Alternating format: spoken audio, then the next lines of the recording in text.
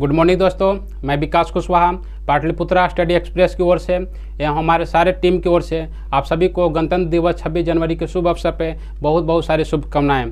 मैं आप लोगों को 26 जनवरी गणतंत्र दिवस पे आप लोगों को बहुत सारी शुभकामनाएं देना चाहता हूं कि हमारे जो है चैनल को आप लोगों ने इतने कम समय में इतने आगे तक बढ़ाया, उसके लिए भी जो है सब लोगों को धन्यवाद, शुभकामनाएँ। आज का हमारे जो अभी जो सेट है आप लोगों को करंट अफेयर से संबंधित स्टैटिक जीएस है उसके बारे में देखेंगे। आइए हम लोग देखते हैं आज का प्रश्न मेरा क्या है। प्रश्न की ओर चलते हैं। ठीक, आज का मेरा पहला प्रश्न है, राज्य में पर्यटन को बढ़ावा देने के लिए आप अपना कांगड़ा ऐप जो है किस राज्य सरकार के द्वारा लॉन्च किया गया है। तो आपको इस अगर जगह को आप जानते हैं तो आपको यहीं से आप ये प्रश्न को बना लेंगे कि कांगड़ा जो है किस राज्य में है। तो आपको ये कांगड़ा जो है हिमाचल प्रदेश के धर्मशाला में है। कहाँ पे है? आपको हिमाचल प्रदेश के धर्मशाला में है। ठीक है, आपको हिमाचल प्रदेश के धर्मशाला में कांगड़ा है। तो आपको ये हिमाचल प्रदेश सरकार के द्वारा जो है लॉन्च किया गया है। हिमाचल प्रदेश की बात करें तो यहाँ के अभी वर्तमान में मुख्यमंत्री जो है जयराम ठाकुर हैं। ठीक है, जयराम ठाकुर यहाँ के अभी मुख्यमंत्री हैं। हिमाचल प्रदेश की बात करें तो इसकी स्थापना आपको 1971 में किया गया था। पंजाब की स्थापना 1966 में किया गया था, जो वर्तमान में यहाँ के मुख्यमंत्री अभी चरणजीत सिंह चन्नी को बनाया गया है। ठीक है, सिक्किम की बात करें तो इसकी स्थापना 1975 में किया गया था। इससे संबंधित प्रश्न देखते हैं। किस राज्य के पुलिस को राष्ट्रपति द्वारा प्रेसिडेंट कलर अवार्ड 2021 से सम्मानित किया गया है। 21 जो है राज्य के जो किया गया है। तो आपको हिमाचल प्रदेश राज्य के पुलिस को ये अवार्ड से आपको सम्मानित किया गया है। चंबा चप्पल और लाहौली जुराब, ठीक है, ये जुराब और दस्ताना, जुराब जो होता है जो चोटी बांधने वाला होता है, ये दस्ताना जो आप हाथ में यूज करते हैं, इसको आपको जीआई टैग किसको दिया गया है? ये जीआई टैग आपको दिया गया है, ये हिमाचल प्रदेश का जीआई टैग है। दालचीनी की खेती करने वाला भारत का पहला राज्य कौन सा है? तो ये भी आपको हिमाचल प्रदेश है। दालचीनी के साथ साथ बात करें तो यहाँ पे एक आपको मोंग फ्रूट पड़े होंगे, मोंग फ्रूट की खेती करने वाला जो भारत का पहला राज्य, या भांग की खेती करने वाला भारत का पहला राज्य जो है वो हिमाचल प्रदेश है। वीरभद्र सिंह का संबंध किससे है? ये हिमाचल में पूर्व में जो है हिमाचल प्रदेश के सीएम थे, जिनका हाल ही में निधन हो गया है। हिमाचल प्रदेश में विधानसभा सीटों की संख्या कितनी है? यहाँ पर विधानसभा की बात करें तो यहाँ पर विधानसभा सीटों की संख्या 68 है। राज्यसभा सीटों की बात करें तो राज्यसभा सीटों की संख्या आपको 3 तथा लोकसभा सीटों की संख्या 4 है। विधानसभा 68, राज्यसभा 3 और लोकसभा सीटों की संख्या 4 है। अगला प्रश्न है, भारतीय सेना किस देश से AT-4, ठीक, AT-4 नाम की anti tank single shot weapon खरीदने का समझौता किया है? तो ये आपको ये एक प्रकार का क्या है? वेपन है। ये किस देश के साथ खरीदने का समझौता किया गया है? तो आपको ये समझौता किया गया स्वीडन के साथ किया गया है। स्वीडन की बात करें तो भारत सरकार ने इससे पहले जो है स्वीडन से एक बोफोर्स नाम सुने होंगे तोप, ठीक है, बोफोर्स जो है तोप, ये भी जो है बोफोर्स तोप जो है जो भारत सरकार के द्वारा आपको स्वीडन से ही खरीदा गया था। उस समय आपको प्रधानमंत्री राजीव गांधी थे। इसमें जो है काफ़ी जो है आपको घोटाला का भी जो इसमें जो है आपको आरोप लगा था। तो बोफोर्स का संबंध भी जो है आपको किस देश से है? तो स्वीडन से है। और अभी जो AT-4 जो है आपको anti tank single shot weapon खरीदा जा रहा है, वो भी जो है स्वीडन से खरीदा जा रहा है। राफेल जो है क्या है? आपको ये डबल इंजन, ठीक है, दो इंजन वाला क्या है? तो आपको ये लड़ाकू विमान है। क्या है? तो लड़ाकू विमान है। ठीक है, ये किस देश से खरीदा गया है? तो ये आपको एक खरीदा गया है फ्रांस से खरीदा गया है। इसका जो है निर्माता कंपनी की बात करें तो इसको जो है बनाने वाली, जो राफेल को बनाने वाली कंपनी है, जिसका नाम है दसॉल्ट कंपनी के द्वारा ये आपको राफेल को बनाया गया है। स्वदेशी मैसेजिंग ऐप को अभी लॉन्च किया गया है। उसका नाम क्या है? तो इसका नाम है असिग्मा, जो है असिग्मा इसका नाम है। विजय सांस्कृतिक महोत्सव का आयोजन कहाँ पे किया गया है? तो आपको ये कोलकाता में किया गया है।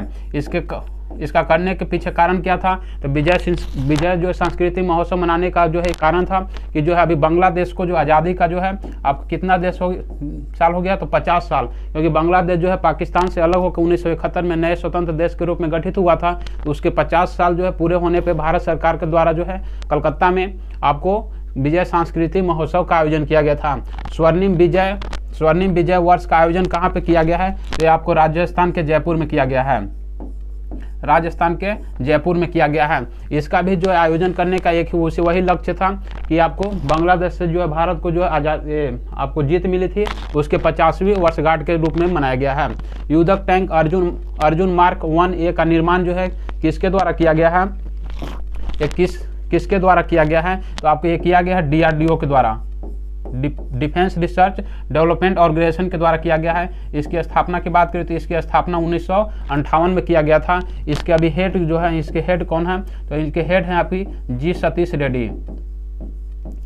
सतीश रेड्डी अभी इसके हेड हैं। अगला प्रश्न देखते हैं। AVGC centre of excellence launch करने वाला देश का पहला राज्य कौन सा बन गया है? यह जो है AVGC centre of excellence launch करने वाला देश का पहला राज्य कौन सा बन गया है? तो यह राज्य है आपको कर्नाटका के द्वारा जो है ये आपको एक्सीलेंस लॉन्च किया गया है।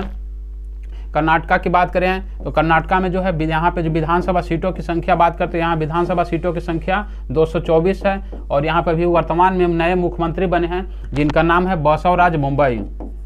क्या नाम है? बसवराज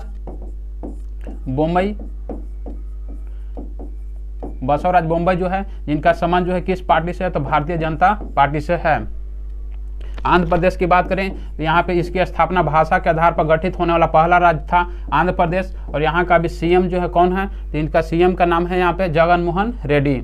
ठीक है। पंजाब में बात की अभी यहाँ के पहले दलित मुख्यमंत्री कौन बने हैं? तो आपको सबसे जो है यहाँ पे दलित मुख्यमंत्री बने हैं जिनका नाम है चरणजीत सिंह चंदी। और यहाँ विधानसभा सीट अभी जो 117 है, क्योंकि ये चर्चा में इसलिए है कि अभी वर्तमान में पंजाब में विधानसभा चुनाव होने हैं, इसलिए जो आपको पॉलिटिकल बातों भी ध्यान देना होगा। हरियाणा की बात करें तो हरियाणा में आपको विधानसभा सीटों की संख्या 90 है। और यहाँ पे वर्तमान में CM जो है मनोहर लाल खट्टर हैं। कौन है? मनोहर लाल खट्टर यहाँ के वर्तमान में मुख्यमंत्री हैं। इससे संबंधित देखते हैं AVGC। ठीक है, AVGC जो है इसका जो फुल फॉर्म की बात करें तो इसका फुल फॉर्म क्या है? एनिमेशन। ठीक है, क्या है इसका full form? Animation visual effect.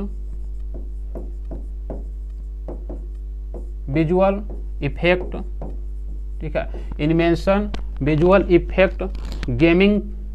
ठीक है, गेमिंग इसका पूरा नाम है।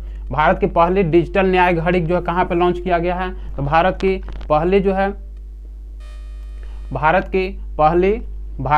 डिजिटल न्याय घड़ी जो है कहाँ पे लॉन्च किया गया है, कहाँ पे स्थापित किया गया है? तो आपको ये गुजरात में हाईकोर्ट में किया गया है। गुजरात हाईकोर्ट में किया गया है। भारत की पहली UNDP युवा जलवायु चैंपियनशिप इवेंट, इससे जो है 2-3 दिन पहले जो करंट में चर्चा में था उस पर विशेष रूप से इसको डिस्कशन किया गया था।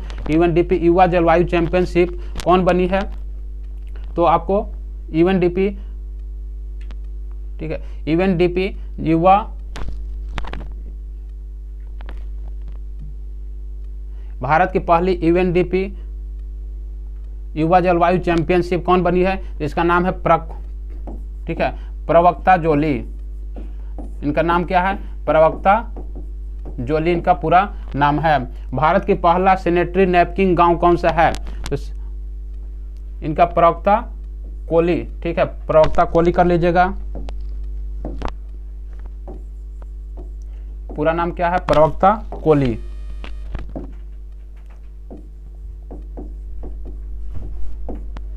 भारत की पहली सैनिटरी नैपकिन फ्री गांव जो है यह कहाँ का है? ये आपको गांव जो है आपको केरल का था, केरल का कुलम गांव था। कर्नाटक में विधानसभा सीटों की संख्या कितनी है? इस पर चर्चा की 224 है। राज्यसभा सीटों की संख्या कितनी है? तो आपको कर्नाटक, ठीक है, वर्तमान में कर्नाटक की राज्यपाल की बात करें तो कर्नाटक के राज्यपाल जो है अभी थावर चंद गहलोत हैं। थावर चंद्र गहलोत जो है यहाँ के वर्तमान में राज्यपाल हैं। और मुख्यमंत्री जो हैं आपको बसवराज बोम्मई हैं। यहाँ राज्यसभा सीटों की बात करें तो राज्यसभा सीटों की संख्या 12 है, जबकि लोकसभा सीटों की संख्या टोटल 28 है। दक्षिणी सह्याद्री की सबसे ऊंची चोटी कौन सी है? दक्षिणी सह्याद्री की सबसे ऊंची चोटी जो है आपको यहाँ पे देखेंगे कि आपको दक्षिण भारत में देखेंगे तो दक्षिण भारत का ये जो आपको महाराष्ट्र से लेकर के आपको केरल तक का जो है पार्ट होता है, इसको जो कहा सह्याद्री के नाम से जाना जाता है। दक्षिण भारत का पश्चिमी तट जो है इसको सह्याद्री के नाम से जाना जाता है। इस सह्याद्री को 2 भागों में बांटने का काम करती है आपको 16 डिग्री अक्षांश रेखा, ठीक है।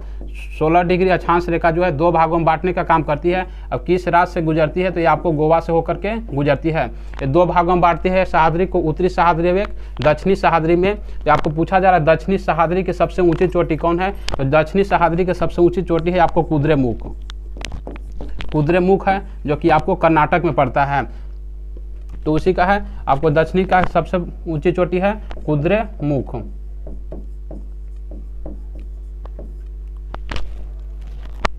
अगला प्रश्न है नेताजी रिसर्च ब्यूरो द्वारा नेताजी अवार्ड 2022 से किसे सम्मानित किया गया है? ये किस व्यक्ति को जो है सम्मानित किया गया है? तो अभी जापान के पूर्व प्रधानमंत्री जी शिंजो आबे, ठीक है। 2021 में इनको एक पुरस्कार भी दिया गया था, 2021 का पद्म विभूषण।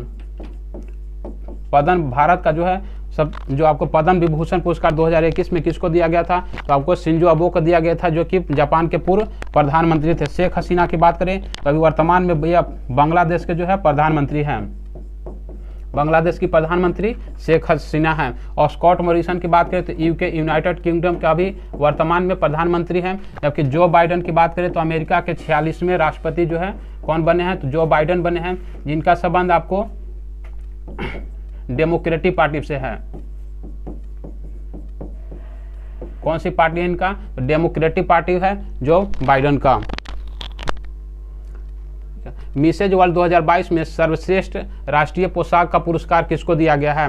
मिसेज वर्ल्ड 2022 में राष्ट्रीय पोशाक का पुरस्कार किसको दिया गया है? इनका नाम है नवदीप कौर। नवदीप कौर को यह पुरस्कार दिया गया है। एक ही क्षेत्र में दिया गया तो सर्वश्रेष्ठ पूरे जो है राष्ट्रीय पोशाक के रूप में जो है इनको पुरस्कार दिया गया है। सुगारू जल संधि कहाँ पे स्थित है? तो आपको सुगारू जल संधि की बात करें तो सुगारू जल संधि आपको जापान में है। अब ये पूछा जाता है कि किस किस द्वीप के बीच है, तो आप ये आपको 2 बीच के द्वीप है जिसका नाम है होकाइडो और होन्शु द्वीप के बीच में है, ठीक है। होकाइडो और होन्शु द्वीप के बीच में कौन सी जल संधि है? तो जो सुगारू जल संधि है। जापान का सबसे बड़ा द्वीप कौन सा है? तो जापान का सबसे बड़ा द्वीप जो आपको है वो जो उस द्वीप का नाम है होन्शु द्वीप। जापान के प्रधानमंत्री वर्तमान में कौन है? तो इनका नाम है, वर्तमान में जो है जापान के प्रधानमंत्री हैं, इनका नाम है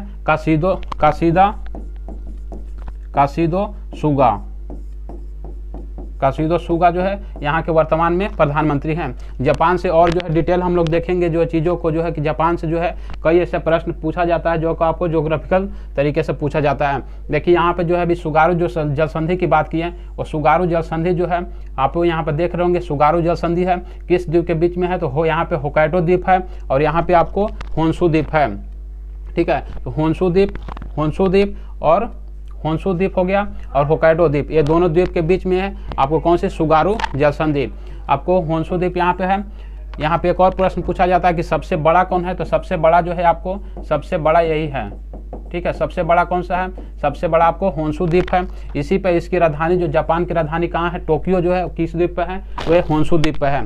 साथ साथ जो है आपको एक जापान का जो और शहर फेमस है कि कौन? हिरोशिमा, ठीक है। हिरोशिमा पर जो है इसकी बात करें तो आपको हिरोशिमा पर जो आपको परमाणु विस्फोट जो किसके द्वारा किया गया था? तो आपको अमेरिका के द्वारा किया गया था, इसलिए शहर जो है हमेशा चर्चा में रहता है। तो इस आपको हो गया यहाँ पे द्वीप हो गया होकाइडो द्वीप, होन्शु द्वीप, यहाँ पे शिकोको द्वीप और यहाँ पे लास्ट में जो है आपको क्यूशु द्वीप है। तो यहाँ पे ध्यान रखिए सुगारू जल संधि जो है किसके किसके बीच है? तो होकाइडो और होन्शु द्वीप के बीच में स्थित है।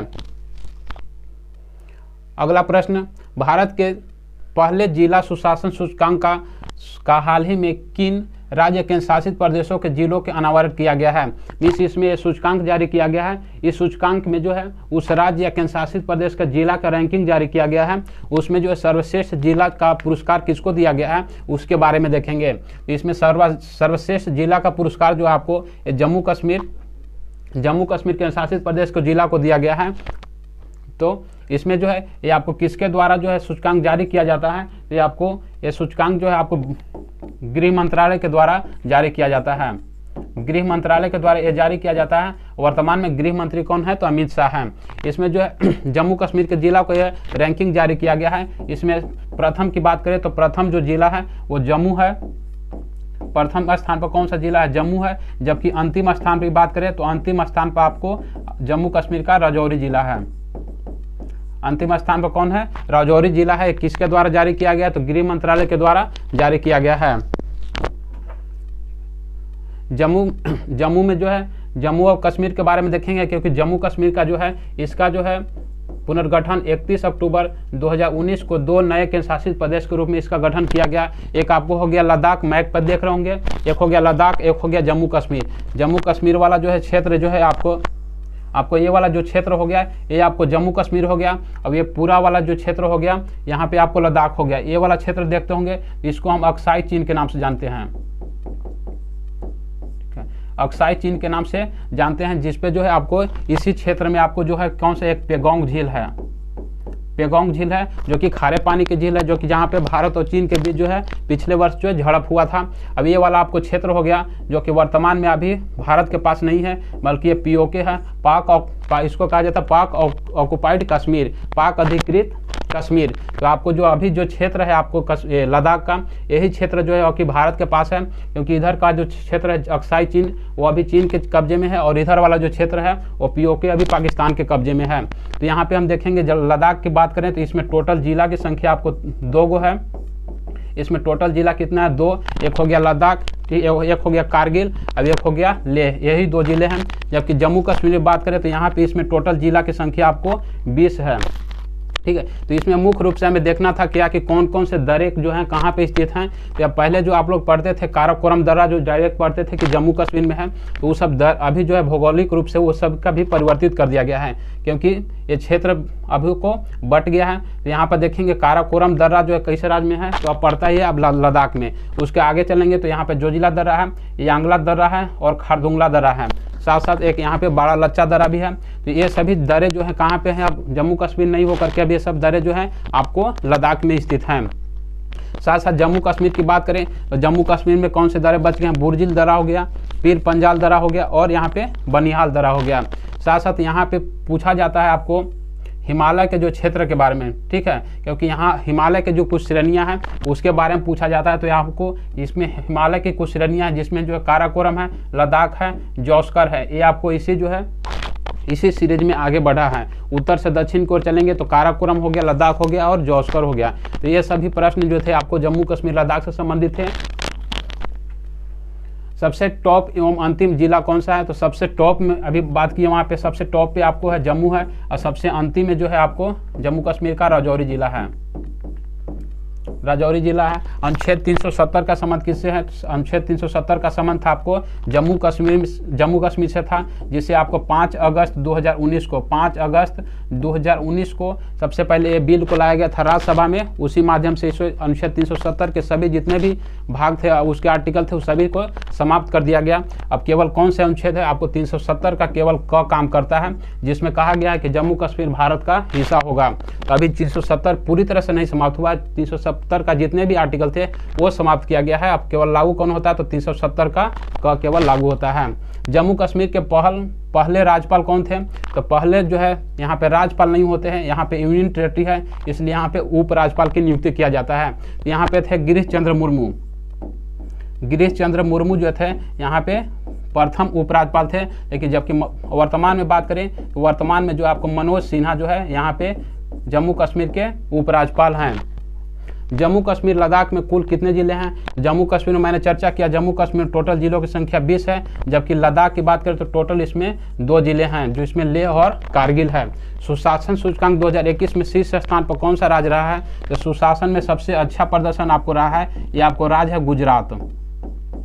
ठीक है, गुजरात का सबसे प्रथम स्थान रहा है। भारत के सबसे कम उम्र की महिला पायलट कौन सी है, इसका नाम है आयशा अजीज। इनका नाम क्या है, आयशा अजीज। आयशा अजीज जो कि आपको ये जम्मू कश्मीर की रहने वाली है, इनकी उम्र कितना था, 25 साल की उम्र में मात्र इन्होंने भारतीय जो है सेना में शामिल हुई थी, जो कि सबसे कम उम्र की महिला पायलट बनने का इनको गौरव प्राप्त है।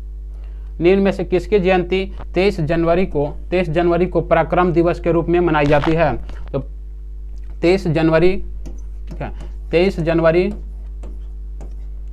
1897 में आपको सुभाष चंद्र बोस, ठीक है, सुभाष चंद्र बोस का जन्म कब हुआ था? तो 23 जनवरी 1897 में हुआ था।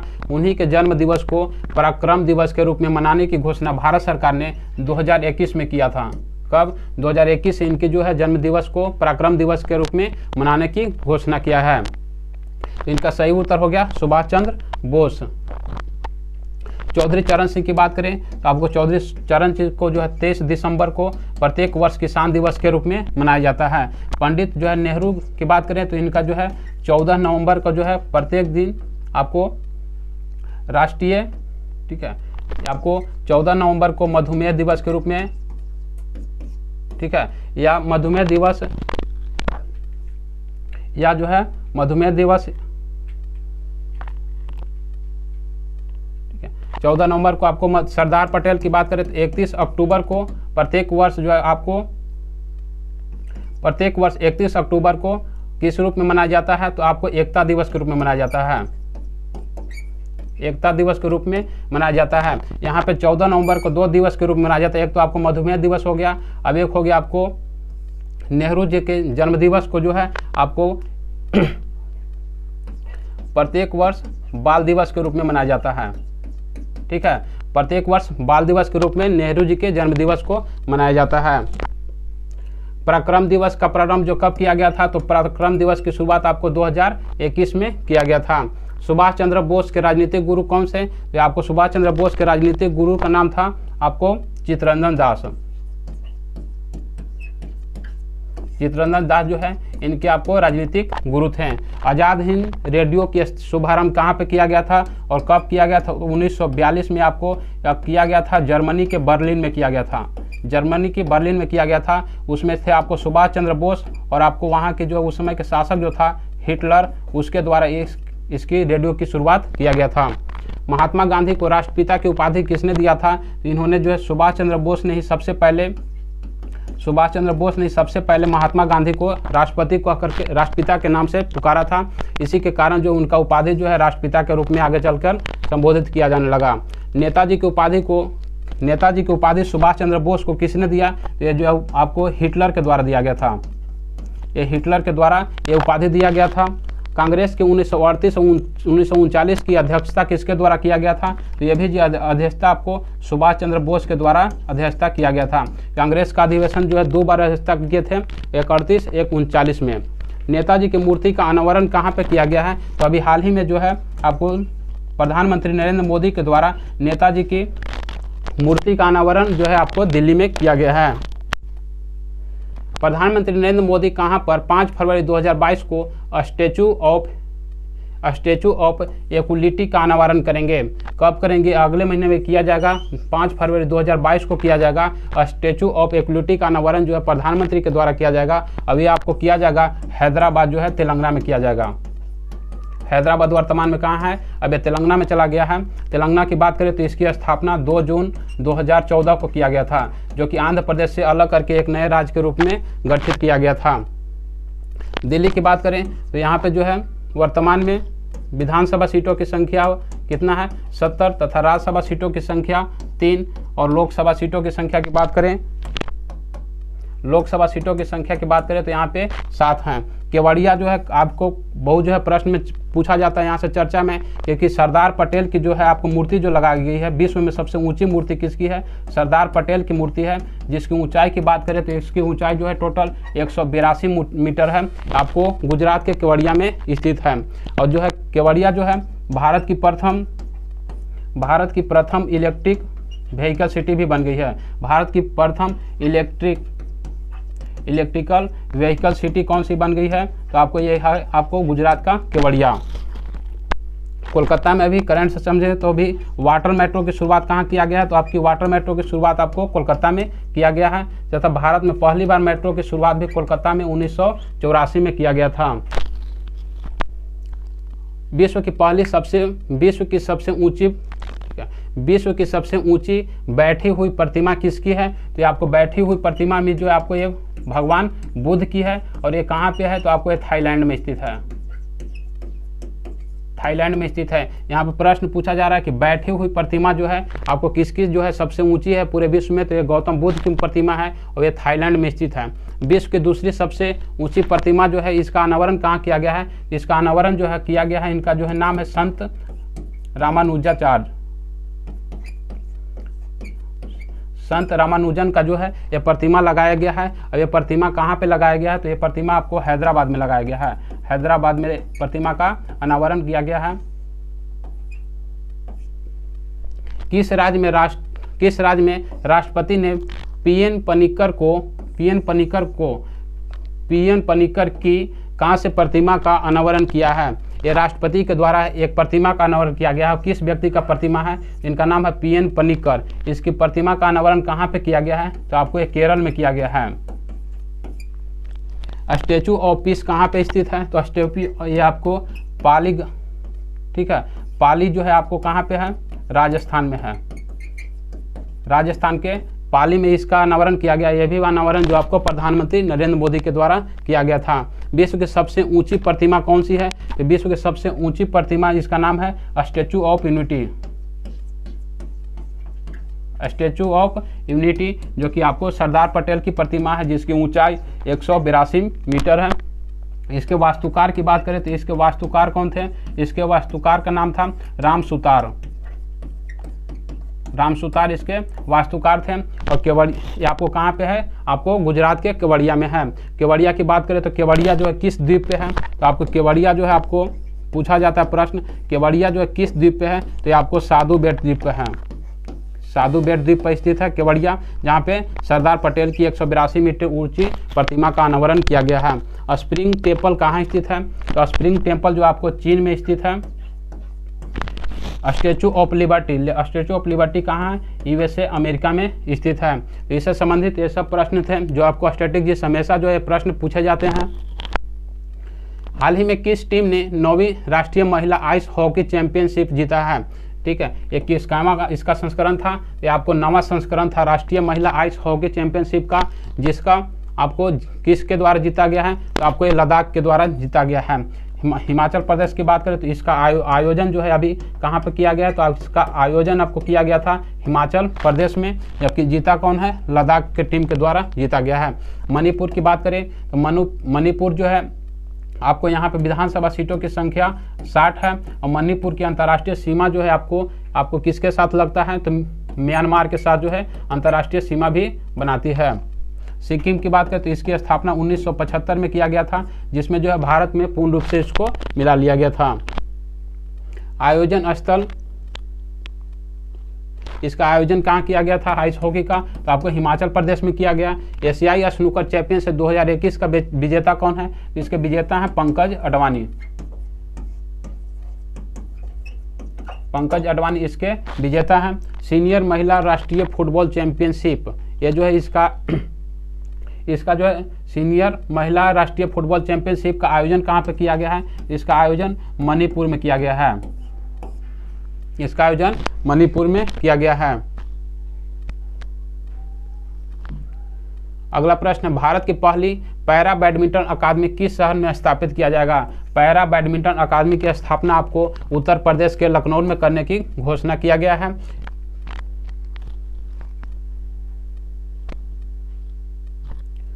लखनऊ किस नदी के किनारे स्थित है? आपको लखनऊ जो है वो एक गोमती नदी के किनारे स्थित है। ठीक है, लखनऊ जो है गोमती नदी के किनारे स्थित है। छोटा इमाम बाड़ा या बड़ा इमाम बाड़ा कहाँ स्थित है? ये आपको लखनऊ की राजधानी उत्तर प्रदेश की राजधानी लखनऊ में स्थित है। नवाबों के शहर के रूप में किसको जाना जाता है? तो नवाबों के शहर के रूप में आपको लखनऊ को जाना जाता है। सर्वाधिक जनसंख्या वाला राज्य कौन सा है? तो भारत में सर्वाधिक जनसंख्या अगर किसी भी राज्य का है तो उत्तर प्रदेश का है। यहाँ की जनसंख्या लगभग 20 करोड़ के आसपास है। ठीक है, 2011 की जनगणना के अनुसार चलेंगे तो इसकी जनसंख्या लगभग 20 करोड़ है। और सर्वाधिक अनुसूचित जाति वाला राज्य भी आपको उत्तर प्रदेश है। उत्तर प्रदेश के पहले मुख्यमंत्री कौन थे? यहाँ के जो है पहले मुख्यमंत्री की बात करें तो इसके पहले मुख्यमंत्री आपको पहले मुख्यमंत्री थे आपको जिनका नाम था वल्लभ पंत, गोविंद वल्लभ पंत यहाँ के पहले मुख्यमंत्री थे। उत्तर प्रदेश की पहली महिला मुख्यमंत्री कौन थी? तो पहला मुख्यमंत्री थी जिसका नाम था सुचेता कृपलानी।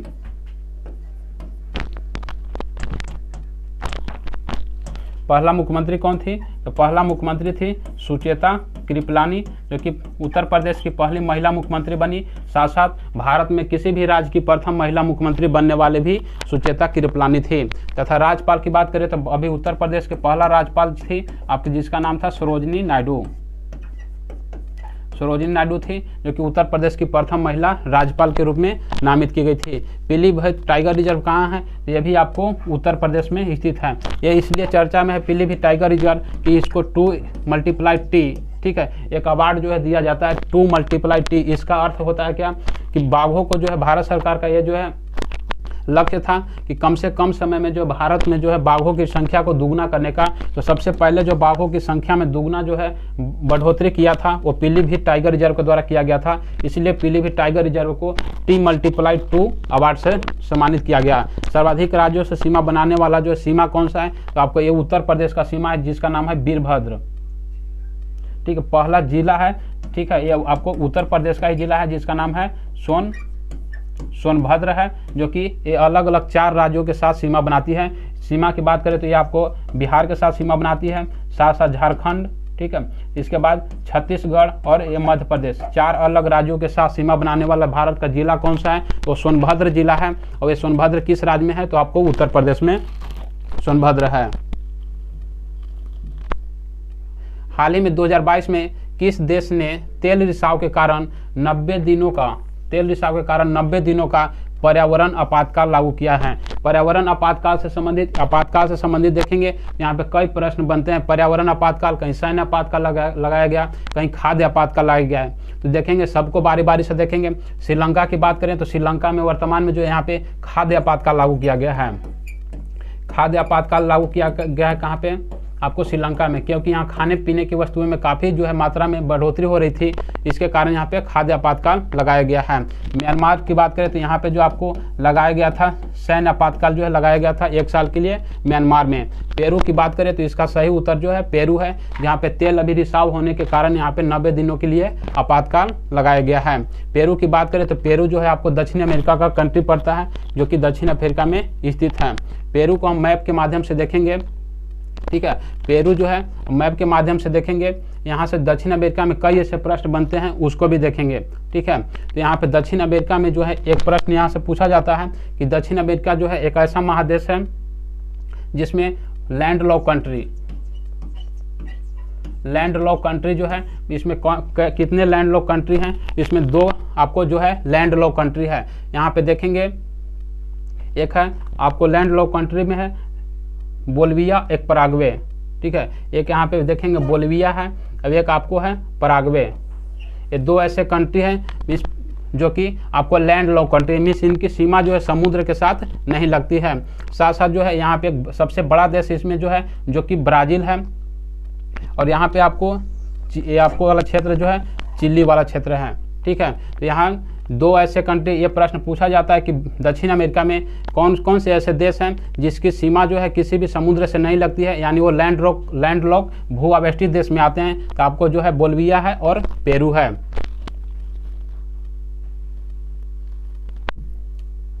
पेरू किस महादेश में पड़ता है? तो आपको ये दक्षिण अमेरिका में पड़ता है। अटकामा मरुस्थल कहाँ पे स्थित है? तो अटकामा जो है मरुस्थल आपको पेरू और चिली की सीमा पर है। पेरू और चिली की सीमा पर जो है अटकामा मरुस्थल है, जो कि विश्व का सबसे शुष्कतम मरुस्थल के रूप में जाना जाता है। टिटिकाका झील कहाँ पे स्थित है? तो टिटिकाका आपको पेरू और बोलिविया में है। पेरू और बोलिविया में सीमा पर आपको टिटिकाका झील है, ठीक है। इसी टिटिकाका को जो है आपको हनीमून झील के रूप में जाना जाता है। हनीमून झील के रूप में आपको टिटिकाका झील को जाना जाता है। पेंटागोनिया का मरुस्थल कहाँ पे स्थित है? तो पेंटागोनिया जो है आपको अर्जेंटीना दक्षिण अमेरिका में स्थित है। दक्षिण अमेरिका के अर्जेंटीना में स्थित है। पंपास घास का मैदान किस देश में है? तो पंपास घास का मैदान जो है आपको ये भी आपको अर्जेंटीना में स्थित है।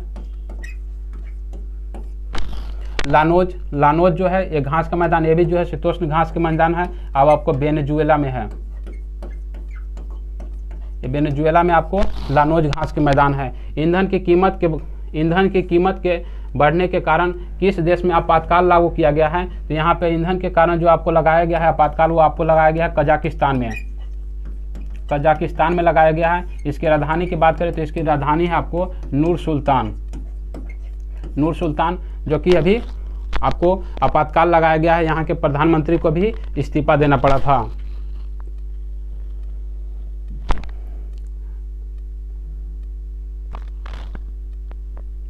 आपको स्टैटिक जीएस आज का है, बनारस हिंदू विश्वविद्यालय की स्थापना कब किया गया था? तो इसकी स्थापना आपको 1916 में किया गया था। मदन मोहन मालवीय के द्वारा इसकी स्थापना किया गया था। मदन मोहन मालवीय के द्वारा हिंदू विश्वविद्यालय की स्थापना 1916 में बनारस में किया गया था। जालियांवाला बाग में सभा किसके विरोध में आयोजित किया गया था? तो रॉलेट एक्ट के विरोध में किया गया था। रॉलेट एक्ट कब आया था? तो 1919 में आया था। उसी के विरोध करने के लिए लोग जालियांवाला बाग में जो है इकट्ठा हुए थे। मिसाइल मैन ऑफ इंडिया के नाम से किसको जाना जाता है? तो एपीजे अब्दुल कलाम को मिसाइल मैन ऑफ इंडिया के रूप में जाना जाता है।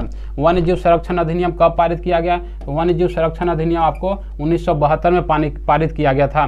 जबकि वन संरक्षण की बात करें तो वन संरक्षण जो है कब आया था? तो वन संरक्षण आपको 1980 में आया था। जबकि पर्यावरण संरक्षण की बात करते हैं तो पर्यावरण संरक्षण 1986 में आया था। ठीक है, तो यहाँ से 3 अलग अलग प्रश्न हैं। आपको वन्य जीव संरक्षण पूछेगा तो 1972, वन संरक्षण की बात करते हैं तो 1980 और पर्यावरण संरक्षण की बात करते हैं तो 1986 में।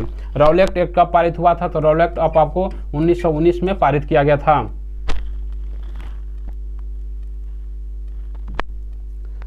एपीको आंदोलन का संबंध किस राज्य से है? तो एपीको आंदोलन का संबंध आपको कर्नाटक से है। ठीक है, जिस तरह से जो उत्तर भारत में आपको चिपको आंदोलन चलाया गया था, उसी तरह से जो आपको दक्षिण भारत में एपीको आंदोलन चलाया गया था। इससे संबंधित व्यक्ति की बात करें तो इससे संबंधित व्यक्ति थे जिनका नाम था हेगड़े। ठीक है, हेगड़े था, जिनका संबंध जो मुख्य रूप से बात करें तो उसको कर्नाटक में था। इसका भी मुख्य उद्देश्य था वही जो है पेड़ पौधों का जो है संरक्षण करना, बचाना। फेफड़ा का आकार किस आकार का होता है? तो या इसका आकार जो होता है वो शंक्वाकार का होता है। फेफड़ा आकार किस तरह का होता है? शंक्वाकार आकार का होता है। सबसे कम उम्र में राष्ट्रपति बनने वाले व्यक्ति कौन थे? ये व्यक्ति थे आपको जिनका क्रम था 6ठा क्रम था, जिनका नाम था नीलम संजीव रेड्डी। नीलम संजीव रेड्डी जो थे सबसे कम उम्र में जो है बनने वाले पहले राष्ट्रपति थे। साथ साथ जो है नीलम संजीव रेड्डी से और प्रश्न पूछा जाता है। इनका क्रम तो 6ठा था और निर्विरोध चुनने वाले भी पहले व्यक्ति थे नीलम संजीव रेड्डी। लोकसभा का उल्लेख किस अनुच्छेद में किया गया है? तो लोकसभा का अनुच्छेद आपको इसके लिए है, अनुच्छेद आपकी इसके लिए है 81 में जो है लोकसभा का आपको विवरण किया गया है, उल्लेख किया गया है। कौन सा अनुच्छेद केवल भारतीयों को प्राप्त है? तो ये आपको अनुच्छेद इसमें देखते हैं, इसमें अनुच्छेद है 15 है, 16 है, 19 है, साथ में 29 है और एक 30 है। यानी कि 5 अनुच्छेद 15, 16, 19, 29 और 30, ये 5 ऐसे अनुच्छेद हैं जो केवल भारतीय नागरिकों को प्राप्त होते हैं, किसी भी विदेशी को ये प्राप्त नहीं होते हैं। ठीक है, ये आपको पिछले बार प्रश्न पूछा गया बिहार दरोगा में कौन कौन से अनुच्छेद भारतीयों को केवल प्राप्त है? तो 15, 16, 19, 29 और 30 ऐसे अनुच्छेद जो केवल भारतीयों को प्राप्त हैं। पिछले जो आपको वीडियो था उसका लास्ट वीडियो का जो आपको दिया गया था कि कमेंट बॉक्स में इसका आंसर बताना है, उसका वो वीडियो का जो है आपको प्रश्न था 19 जनवरी को किस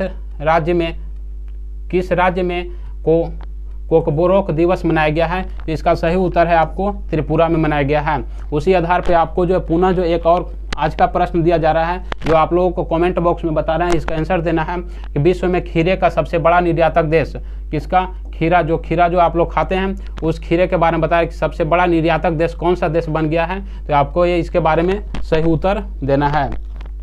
तो ये जो है आज के जो इतने भी महत्वपूर्ण प्रश्न थे उस सभी महत्वपूर्ण प्रश्नों पर मैं चर्चा किया। साथ साथ केवल इसमें आप हमारे चैनल पे केवल करंट अफेयर नहीं पढ़ते हैं बल्कि 25 मिनट 30 मिनट का जो भी समय दिया जाता है आपके करंट अफेयर से संबंधित जितने भी स्टैटिक जीएस हैं या पीछे के जितने भी करंट अफेयर हैं उन सभी करंट अफेयर को आपको रिवीजन कराया जाता है। तो दोस्तों अगर हमारे चैनल पे आप नए हैं तो आप शेयर या लाइक करना ना भूलें। साथ साथ अपने ग्रुपों में भी अपने इस वीडियो को शेयर करें, ज़्यादा से ज़्यादा शेयर करने का काम करें। तो धन्यवाद दोस्तों, फिर मिलते हैं।